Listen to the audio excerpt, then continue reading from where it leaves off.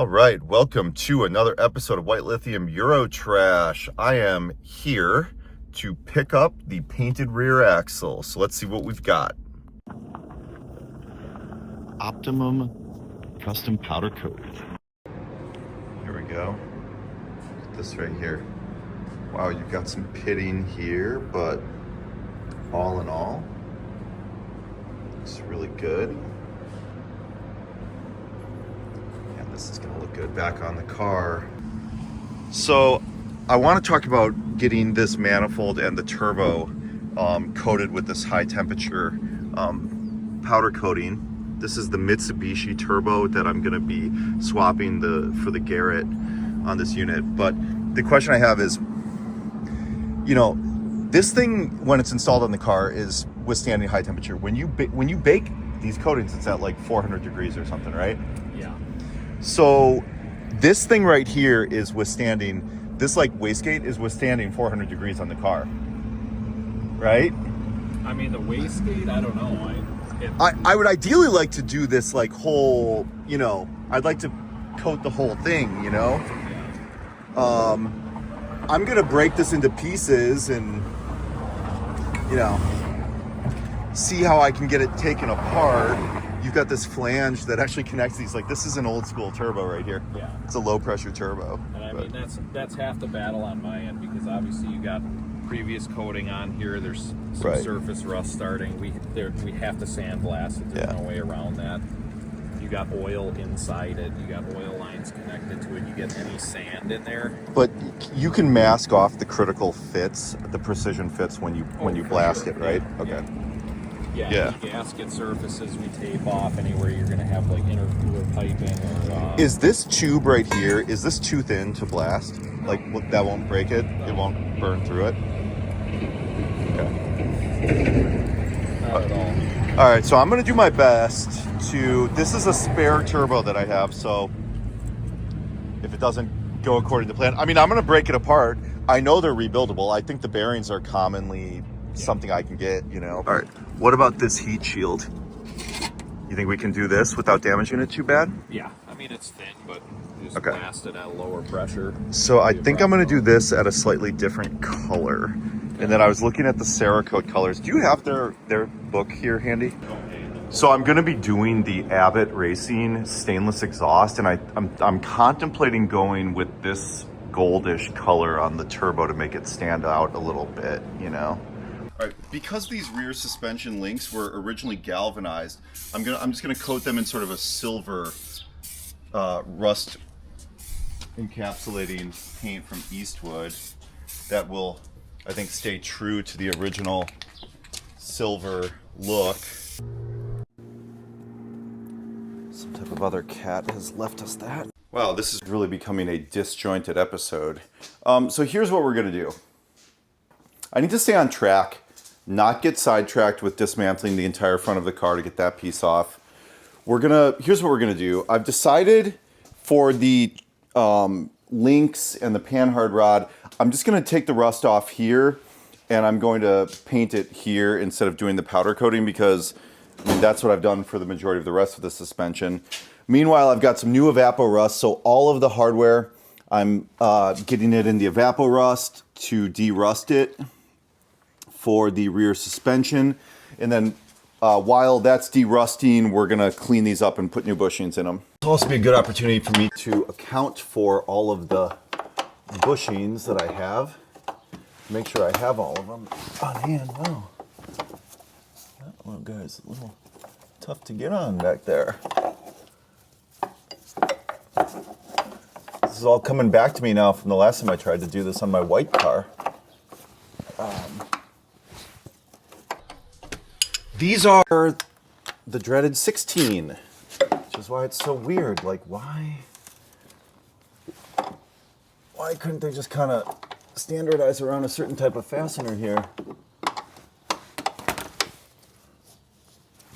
Let's see.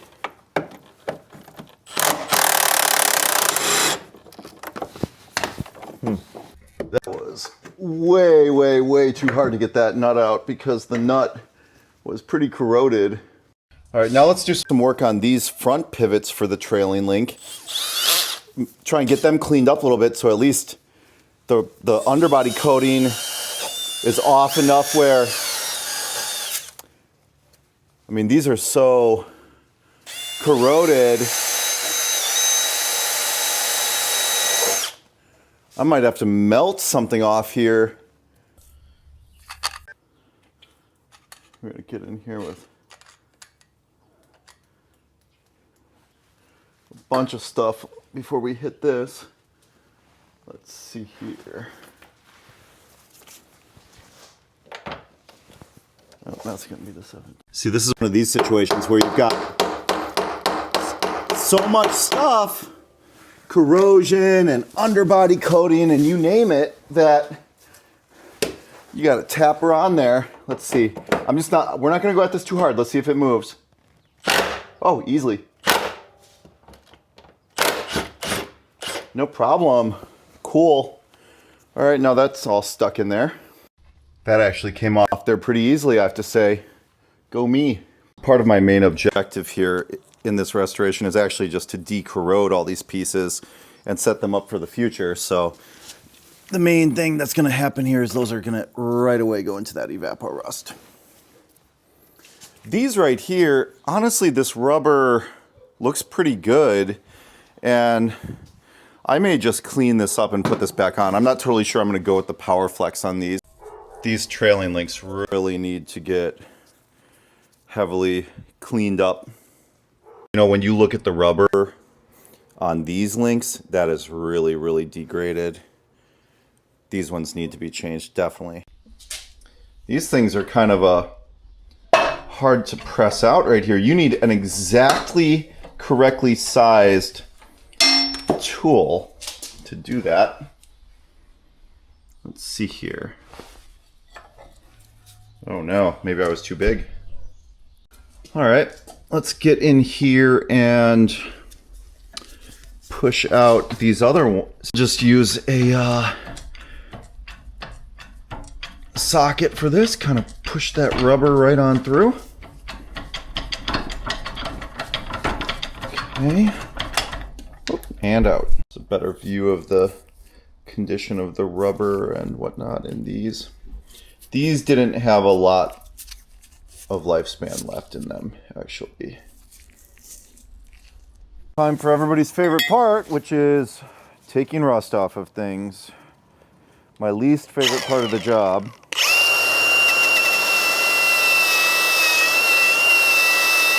I feel like I'm in New Delhi or something, working on the ground.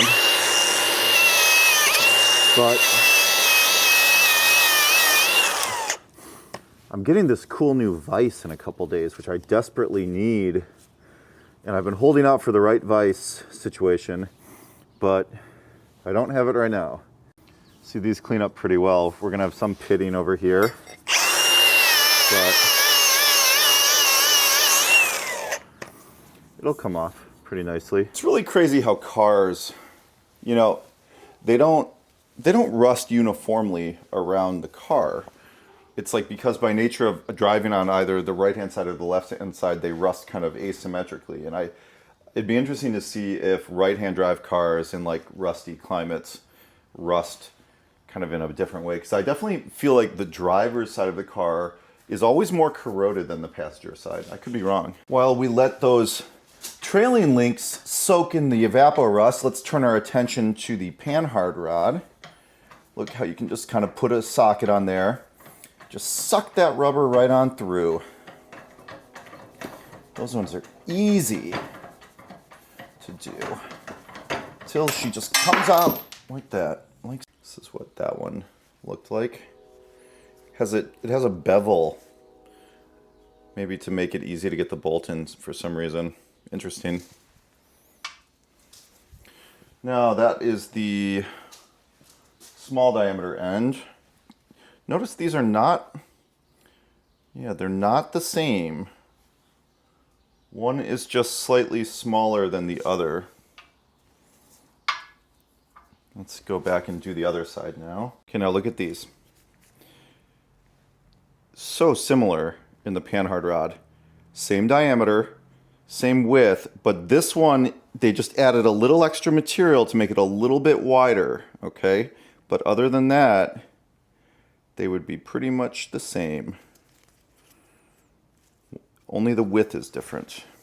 And this brand new fresh evaporust, this is not gonna take long at all to get that derusted. It's gonna go quick. I think we're gonna do like 30 minutes and then I'm gonna flip it onto the other side. More of this, more of this. People that say underbody coatings don't work have absolutely no idea what they're talking about, because in areas where the underbody coating is intact, you really see very minimal corrosion on any of these parts. All right, let's clean these off.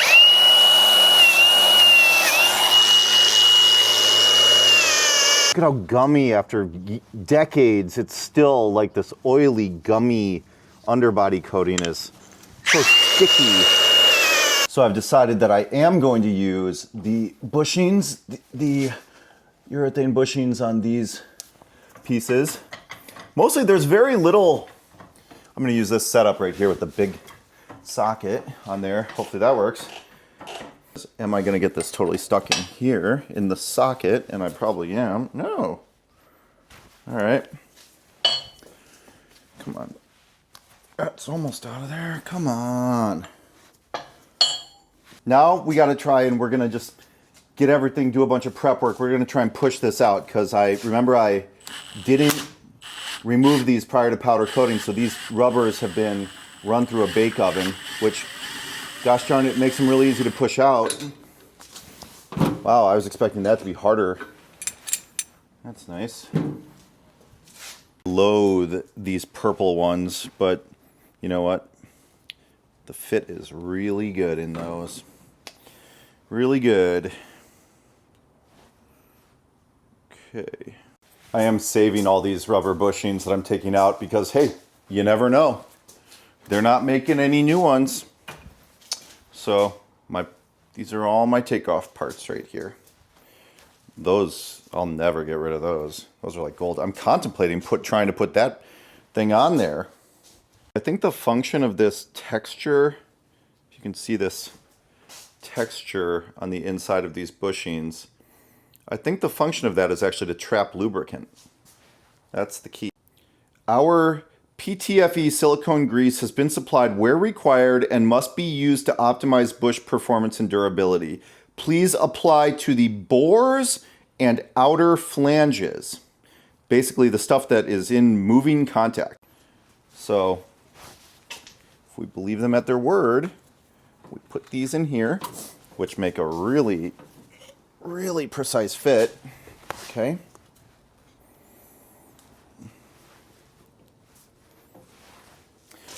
And it's these outside surfaces and the inside where we're going to apply the grease. Okay. So we are liberally applying it in there. We're going to apply more in here, all around the outsides, like they indicate. Don't want to waste any of that stuff. I wish they gave me more of it. I want to just slather the stuff on. I'm kind of like, could I use white lithium here? But they know we must use their PTFE silicone. So that's a tight fit right there. Okay. Might need to actually squeeze that in. Let's just see here if I can just kind of.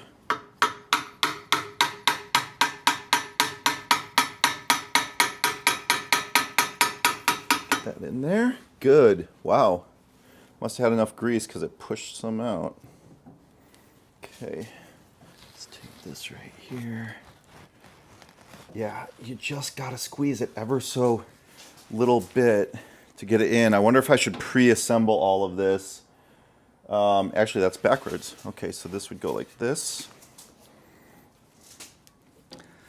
Yep. Okay, good. Very nice fit. I'm very pleased with that fit, actually. That is a very good fit. Yeah, so I think I'm going to do the rear axle as a sub-assembly and then kind of bring it up to the car Yeah, that's what we're gonna do. So let's go ahead and just take a bolt and just get it all never seized up. It's messy, but it works. Then we're gonna kind of get that into here. Kind of lines up a little bit. Oh man, that is messy. Let's give that a little tap. Oh, oh, slip sliding away. Come on, buddy. Time out, time out, time out. Take two. What a fit. What a fit. Just leaves us right over here. Go ahead and get that started on there. Clean up the silver. Obviously the performance on the road is what really matters, but the one thing I will say about these Powerflex bushings so far is that the fits and the sizing has been completely spot on every step of the way. And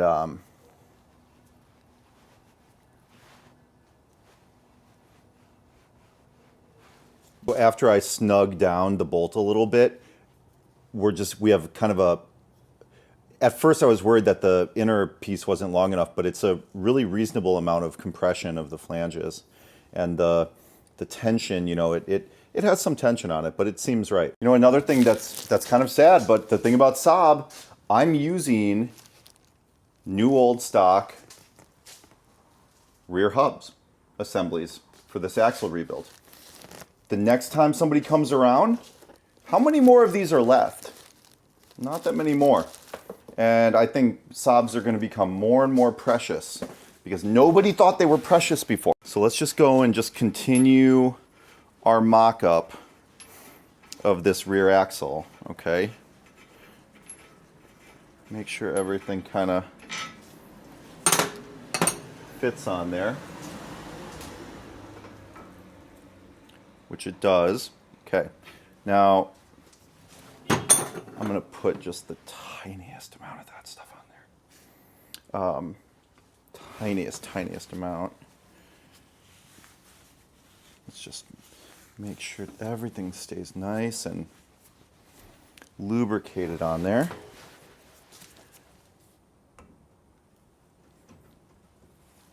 Give it just the slightest little taps.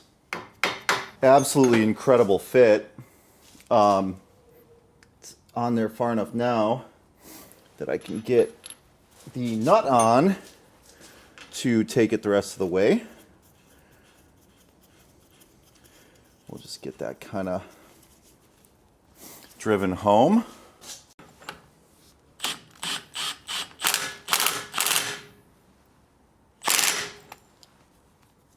Perfect. Absolutely perfect. One thing that's interesting is I have another new old stock SKF hub, and the fit is just a little bit looser. It's really, really interesting. One of these hubs didn't come to me with wheel studs, so I'm just gonna press the wheel studs out of one of the hubs that came out of the car. Reuse them. Boy, haven't I gotten my use out of this press. I'm so mad at myself for not getting myself properly set up with the vise, but the reason why I haven't bought a vise is I'm constitutionally just opposed to buying a cheap one from China, and so the correct old American-made one with a pedestal finally appeared on Facebook Marketplace, and so that'll be arriving maybe tomorrow, in fact.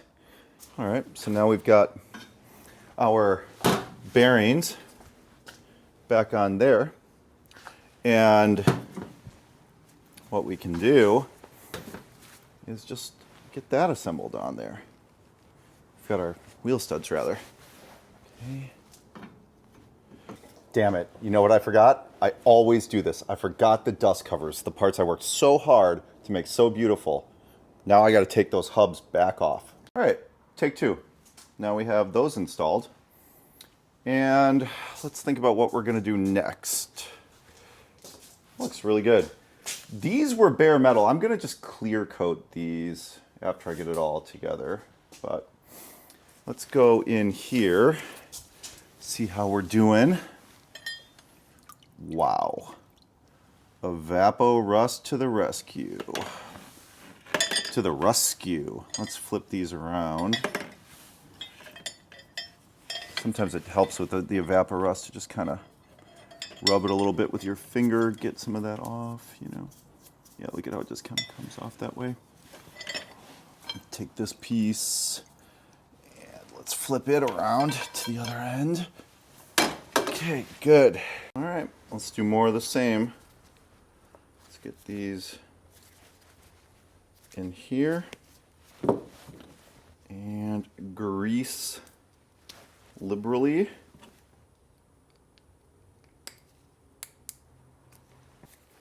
In here.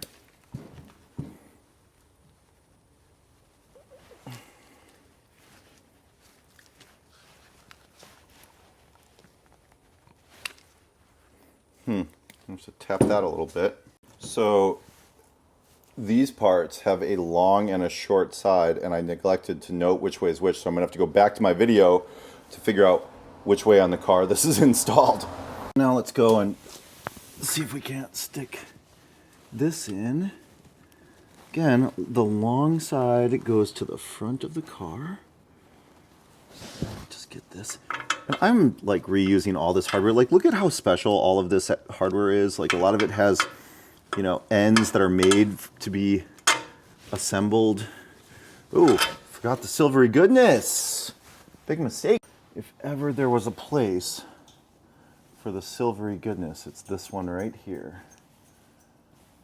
Because this is a spot that likes to corrode. Come on, baby. There we go. All right. Get that started on there. All right, so this is where we're going to leave it for the evening. I'm not going to get into the brake calipers. I haven't figured out what to do, what I'm going to do with the brake calipers yet. I'm probably just going to paint them.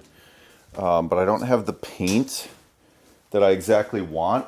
So I think I'm going to mock the assembly up and then come back to the brake calipers because it's going to be a special order for the caliper paint.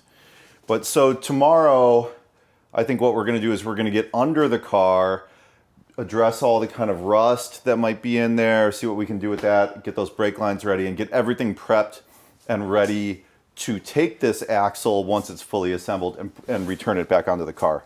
All right, it is a new day. A new day has dawned. See how our Evappo Rust is doing on these calipers. Oh yeah, look at that. So I'm gonna go get some coffee, and then we're gonna come back and take these apart and get them ready to put back on the car. That's awesome.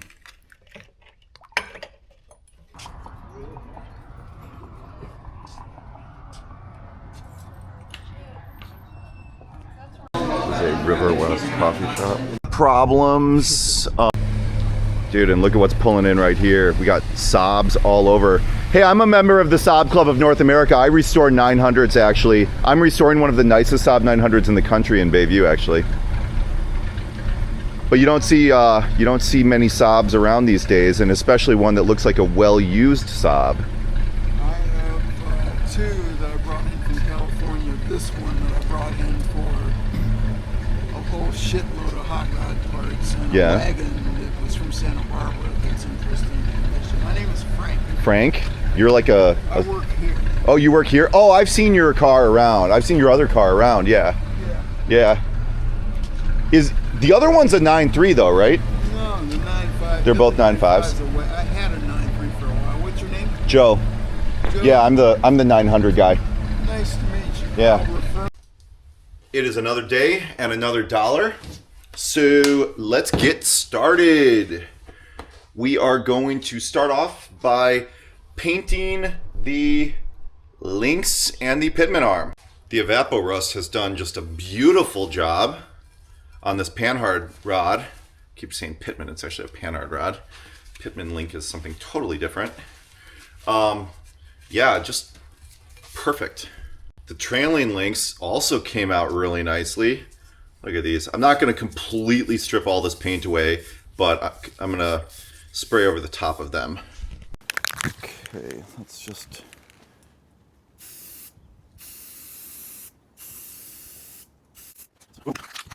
All right, let's just kind of start getting these calipers into a position where they might be able to get refinished a little bit. I think we're gonna rebuild them minimum. Maybe we'll repaint these. The rust really came off nicely. If you see that. Get those out of there. Get that out of there. Whoa! Holy cow. Came out of there. Let's get these pads out. Whoa. The bunch of crud in here. I don't know, like the evaporust has really worked, but it's like leaves this like slime you got to clean off a little bit. These pads that came off the car. This is the right side of the car. This one's almost on the metal. Okay. Here's the left side of the car. It's kind of weird that they're matching pieces. It's kind of odd that they're completely such a huge difference between the right and the left side of the car. Another thing I'm going to do, I'm going to take these brake lines for the rear and I'm just going to sand them because I am going to refinish these and try and, so that they have some of the original green to them before I reinstall them. I'm just going to sand them. None of this is perfect. I mean, in another universe, I would just make completely new brake lines, but that is not the universe that I'm in. All right, now it's time to I'm going to come in here and do a little workshop cleanup because I'm going to get under the car and we're going to kind of look at the corrosion situation under the car. Might as well start off with a clean slate. Okay. Under here and figure out this brake line situation. It's like looks like this thing is crimped on here. Some sort of little piece. We'll get in here and just work this away from here. Huh.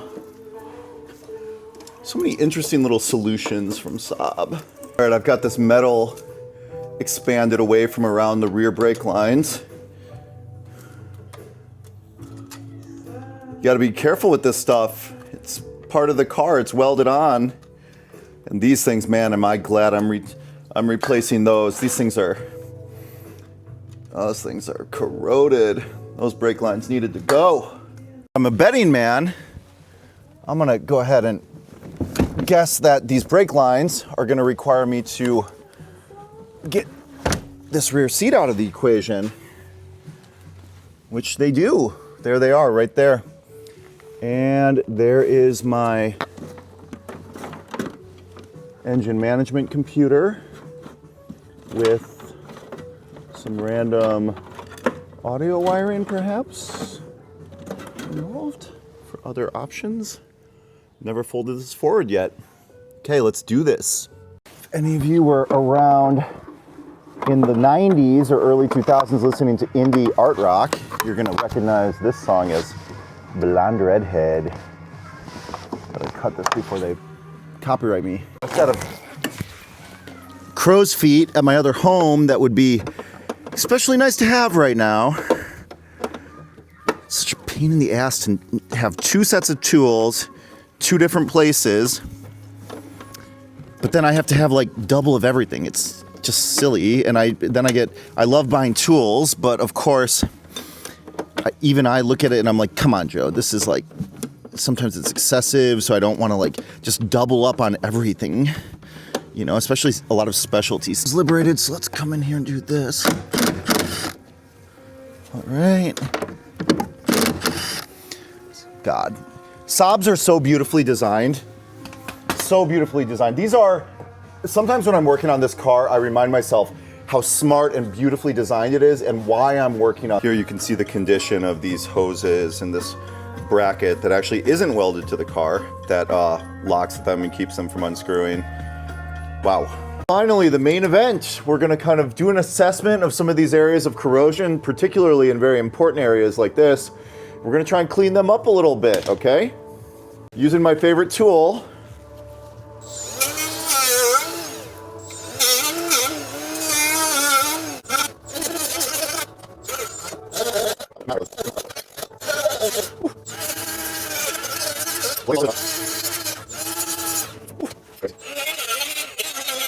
Now we're gonna come in here and just try and get some rust cutter sprayed all around.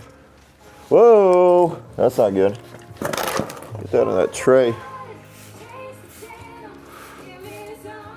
Ooh, am I glad I've got a mask on right now. While we let that rust cutter drip off on the other side, I'm gonna come in here and do the same thing here.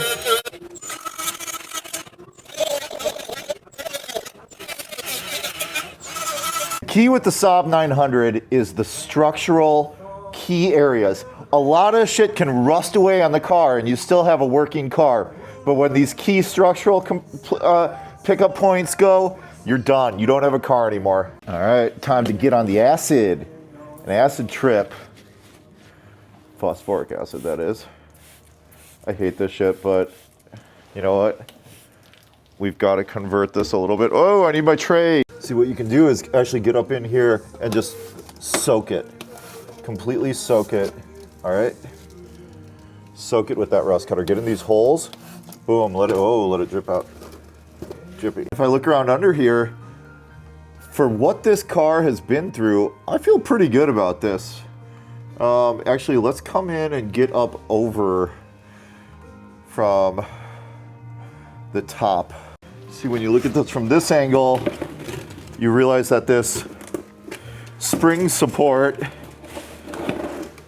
is trapping a spot where corrosion can happen up here.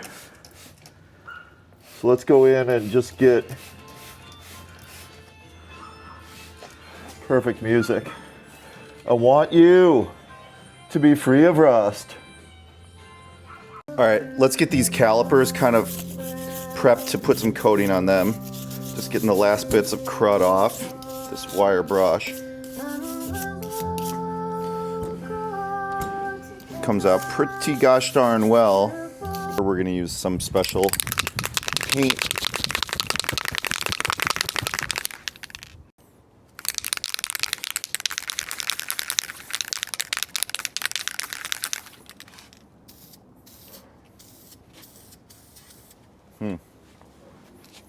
Stuff goes on kind of in a very liquid way.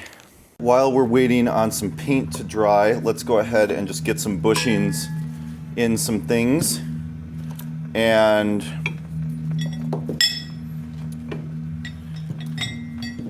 get them ready to go back on the car. The only difference between the two ends of the panhard rod should be the length of the bushing, right? So if we look at the lengths of these, you have one of them is about 1/4 of an inch longer than the other. The end that connects to the axle is supposedly the wider end. Let's go check that out. Let's go see how that fits in here.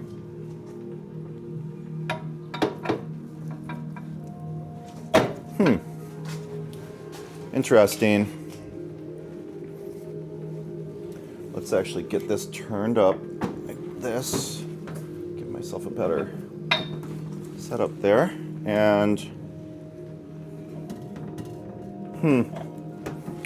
it's a little bit bent in.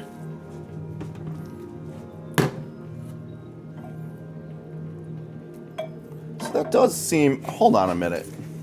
So I definitely believe that there is a problem with the labeling on the Powerflex website, because I think that the small end is the end that goes on the axle side and the big end is the end that goes up to the chassis. And they have the product mislabeled in the packaging. Another thing I'm gonna do, I'm just gonna take some of this green and just kind of try and, you know, make this brake line look green. Which, is it the right, you know, exactly the right color? Probably not, but hey, what the hey. We'll just maybe some little bits of detail will kind of matter a little bit and end up with something kind of like this, which, you know, it'll look okay on there. All right, let's go ahead and get these rear brake lines ready to reinstall. I'm actually gonna crimp these things over before I even put them in there.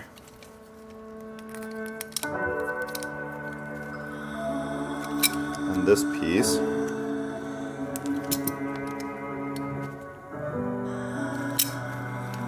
There was this rubber piece on here. I'm like, how am I supposed to get this thing on here? Which, it's like, I don't understand how this is supposed to fit over the hexes. Maybe I can. Here, let's put some grease on it. We'll just use some of this leftover Teflon grease. How about that? Maybe that'll work.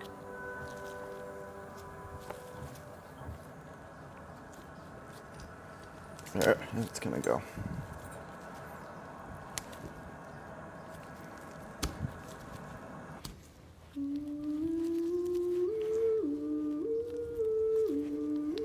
Come on. Just kind of take this assembly right here and then we'll present this to the car. See, these kind of hold it in place when we tighten it down. That'll be nice. Like, is everything okay with us right now?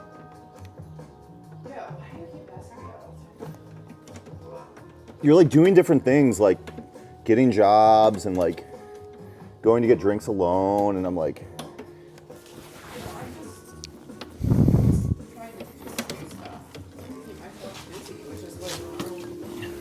okay. I think when you like working out, and you like looking at other stuff when you're not around. Oh, hang on, I'm rolling. So we've got the new hoses bolted in there. Good.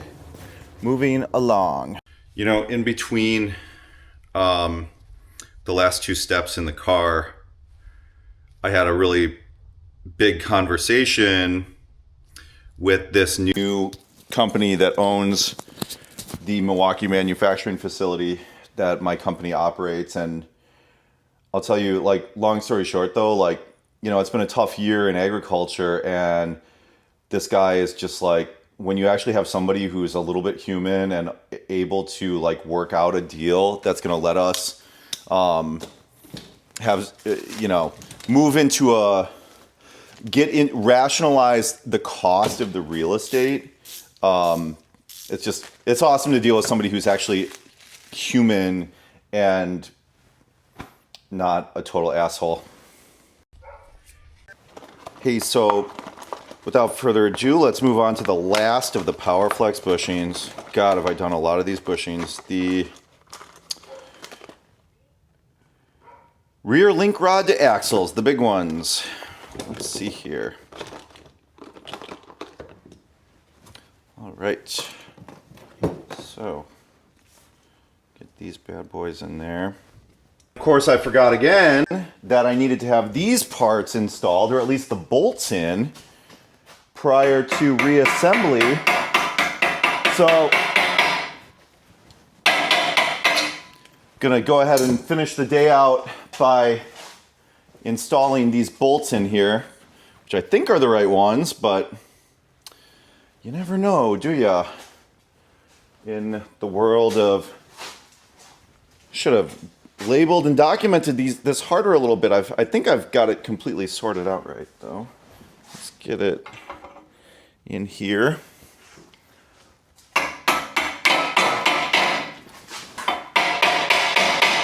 The way the head of that bolt is in there captive on these links. That's another good place for some never sees, that's for sure. Good place for it. Only makes sense to put one of these big washers right there.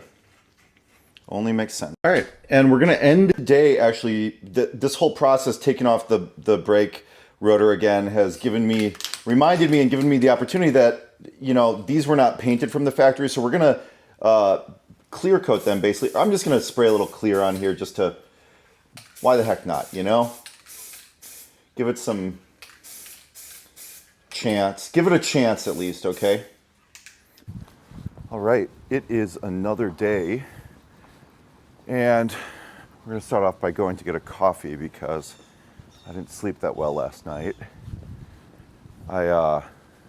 Yesterday I reached into the fridge to drink what I thought was going to be one of these hard seltzers, and it turned out to be a 10 milligram THC drink, and it didn't work for me at all. So we have this place. It's right across the end of my street. Wonder if old Seaside Garage has to bring back cookies and for his significant other, but probably would be my guess. Everybody's got to do it. So the way we're going to start today is we're going to get some paint on the underside of the rear end of the car. I think I'm going to use some of this Eastwood rust encapsulator in the gray, and then I'm going to cover it up with some black underbody coating. It's a little bit unfortunate that I have these fuel lines right here, but I am going to be changing the fuel accumulator. So try and keep this pretty localized. You know, and this is the sucky part of the job, but you got to just chip away at it, clean everything off.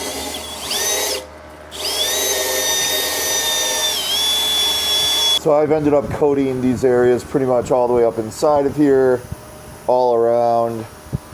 Those are the key areas. All right, while we're waiting for that paint to dry, God damn it.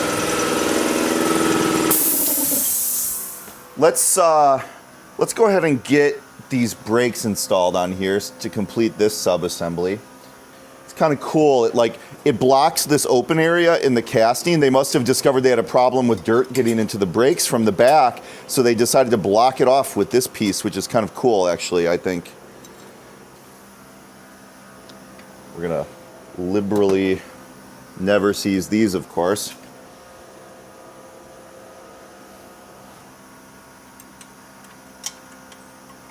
Maybe at some point in the future I'll come back and take this all off and plate it, electroplate it the way I did the fronts, you know, at that level, but I just need to move on at this point where we are today. It is time.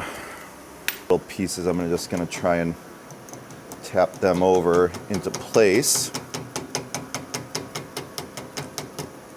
Little brake line holders. Now let's come over and just kind of get these tapped back down. Okay, we've got both of the calipers on. This is looking good. I'm feeling pretty good about that. Look at how much meat is on a new set of pads to compare to the ones that came off of there. It is a very snug fit in here. And so you need to have those calipers completely perfectly retracted in order to fit all new components on here. Wow. Not a millimeter to spare. All right, while we are waiting on some evapor rust, what we're going to do is come in and start adding another coat on top of the rust encapsulating paint.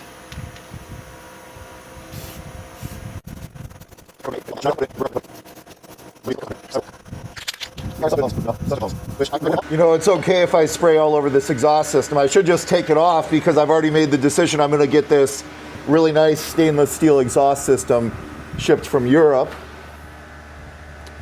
And that's going to be great. I got to get that heat shield off and get that de-rusted at some point. Just look at the underside of this car. This is a Midwestern car. That undercoating has saved this car. It is in remarkable condition.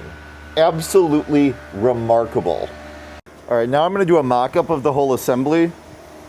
take some nice photos for the internet and everything, but I'm gonna hit this with some rubber conditioner. Rust will even embed itself on these, and you have to kind of like get the rust off, so I don't just put new springs on and then have all these components immediately in contact with rust again. Hey, there you go. Oh, forgot the hardware, but you know, I'm making a comment on the Facebook forum about this, but when I think about these Powerflex urethane bushings on this assembly, the place I think I will change them over time is here, the main ones, there and there, right? Because all these other bushings are more or less rotating about an axis, okay? But these ones here are putting it in bending, right? You're compressing the bushing as, you know, if one side of the suspension goes up or down and the other one does not. And that's where I think that really I wish I hadn't used the Powerflex on this assembly. Now we're gonna finish up the morning with my least favorite part of all, which is spraying rubberized undercoating. I absolutely hate spraying this stuff, but I gotta do it. Okay. What I'm gonna do with this stuff is try and get it up in the places where water gets trapped. So like way up in here. All of these like hollow areas. Got to get it up in there.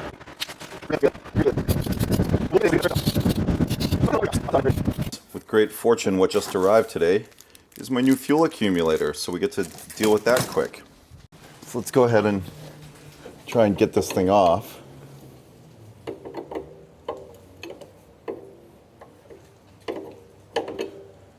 First nut came off pretty easily. It's a good sign. Oh. Oh man. There we go. Look what we have here.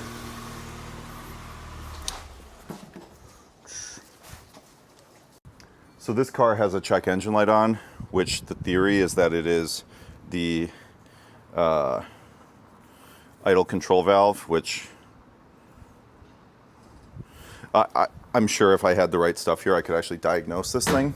But I happen to have an idle control valve sitting around, so we're just going to throw that on, okay? Let's see. I've been curious for a while. When you take off this fuel accumulator, you're better off, the one in the middle, you're better off just spinning because it doesn't have a swivel on it, you know? So, or it's frozen in my case. Yeah, it's got to be frozen up. But yeah, all right, let's drip all that out. You know, for whatever reason, when you go on the internet to find this fuel accumulator, you end up having to order it. It says it's a Mercedes-Benz part. I don't know why it doesn't cross-reference correctly, but you know, the function of this part is to dampen pulsations in the fuel pump, but also to kind of help keep the system charged when you turn it off. So the first thing I did is I left the bracket for the fuel accumulator in the evaporust overnight. And, you know, I got some really pleasant words on the Facebook forum from, evidently my videos have been inspiring some of you to restore your own Saab 900s. And somebody on the Facebook forum said, he's already got a bunch of evaporust and he's ready to go. So, boy, I should just buy stock in an evaporust. But yeah, so, you know, it's a little detail, but I'm just going to clean up that bracket a little bit before we put that back on there, because today's going to be a main event kind of day, you know. Hunt the bunny, shoals of herring.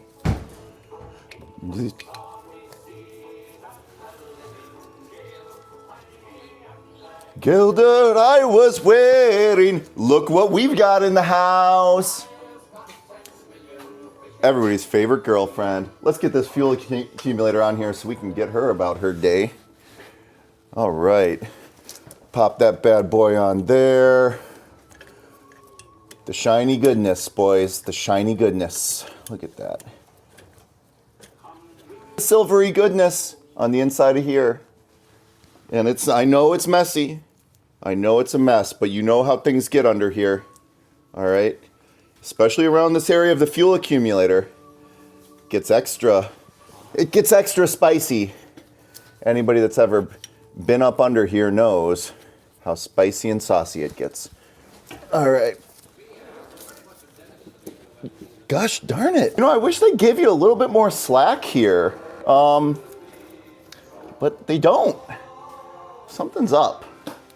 So I was incorrect before. You want to have the flange pointing towards the rear of this bracket, and then you get a nice, sensible routing of the lines. Had that all wrong.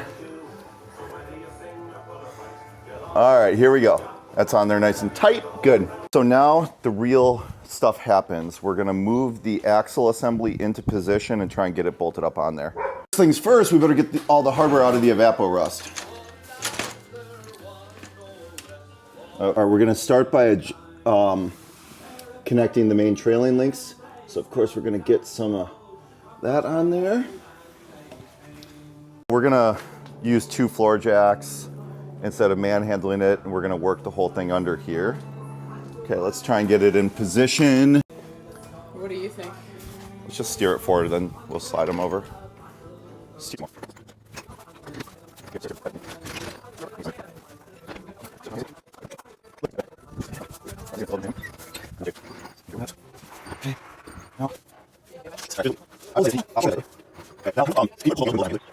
Let go of the jacks and then go over and grab the left hub and just kind of move it just slightly forward.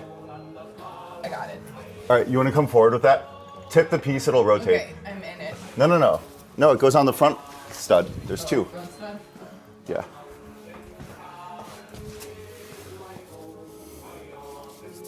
Now, whoa, hang on. Yeah, I think it does. There we go. Okay. There we go. Okay.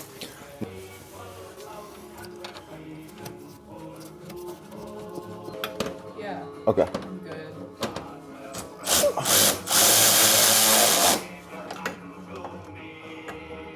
Now nothing is torqued down. I'm going to torque down everything in this suspension at one time at the end. Now we're going to come in, try and get these rear links in. Can you raise up the jacks? This other side just kind of naturally was almost like in, so I'm going to try and just tap it into position. Oh yeah. Come on, baby. This is the easy side to get in because you don't have the fuel tank. Now look at how Saab has provided you with a pointy end to make these things easy to assemble at the factory, so they would just naturally want to get on center. Of course. There we go.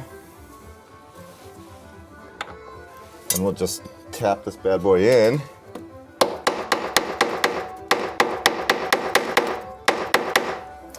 Boy, I did put the wrong size. Powerflex gives you 2 sizes of these, and I put the wrong size in here. That's why it wouldn't go in. Holy smokes. So Saab must have had 2 different sizes of some stuff back here at some point, because Powerflex gives you 2 different sizes. Bath of never sees is just the cost of doing business. Okay? We'll clean it up, but you need it on there. You need the protection.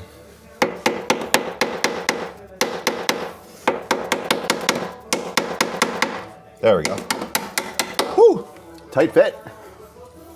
So we'll go get that started on there.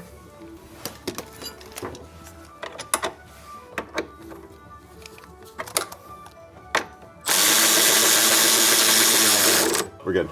Of course, this side, the second side's always easy, but I had the right size bushing in one side, but not the other.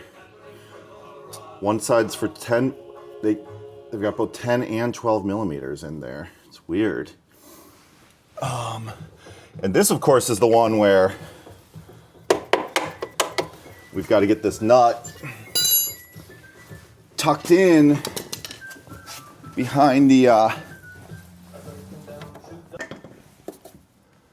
tell you what, some of this new Irish music is really bad. I'm gonna come in with this 18 millimeters again and try and get on here, this 18 millimeter flex head.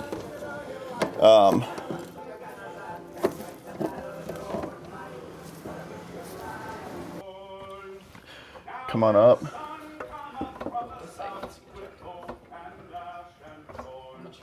More. This is gonna be the hardest one. The panhard rod is gonna be the hardest one to get in. Keep going. There we go. All right, I think like that. All right, hold on. Let me see. Hand the camera over to me. You gotta get it jacked into position. Come up a little bit more. On which side? Both? On both.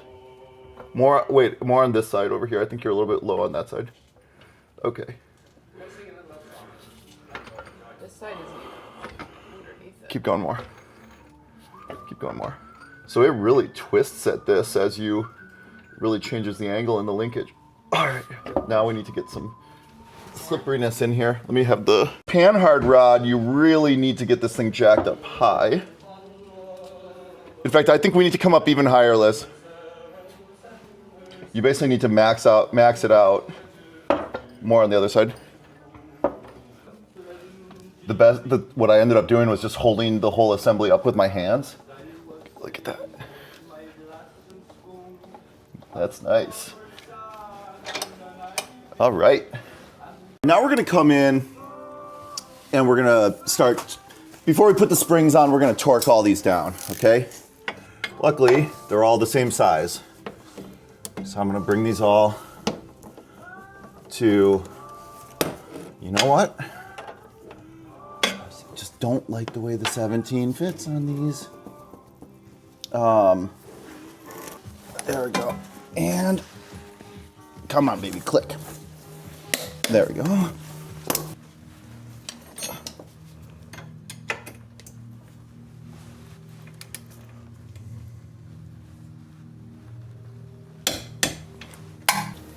All right, let's come in and get these brake lines connected.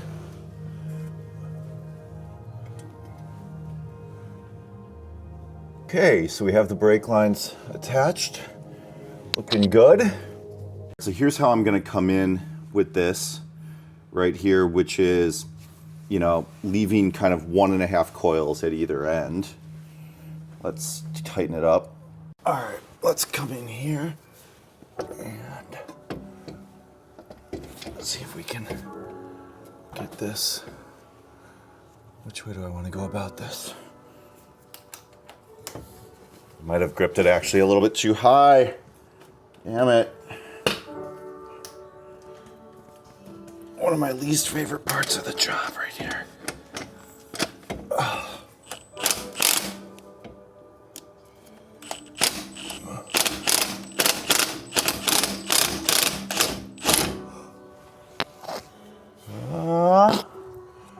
She gonna go?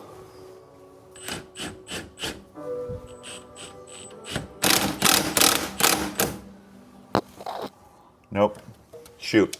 All right, so what we're gonna do is we're gonna come in at the one end, leaving way more play like that.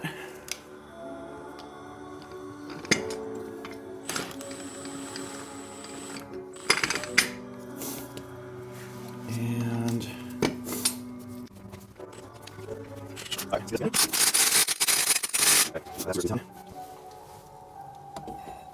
that'll go.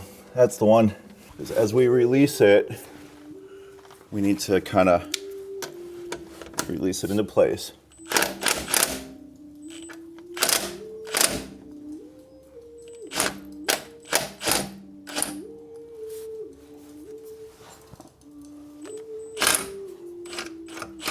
Perfect. Ooh, ow. That's smarts. Wow, you can actually turn these in the, I never realized you could turn these in the bottom position here. So I can get these really aligned perfectly. Cool. I thought they'd have more preload. Now I'm wondering. Nicked my paint.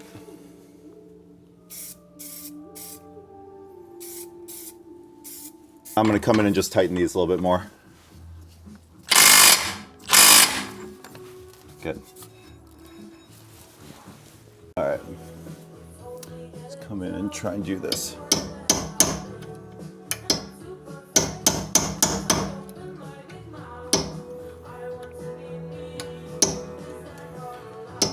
Now what I'm going to do is I'm actually going to come in, and even though I am going to do some work on the master cylinder later, I actually want to get fluid in these lines, make sure that the brakes aren't leaking, and just, you know, cut down on any opportunities for corrosion.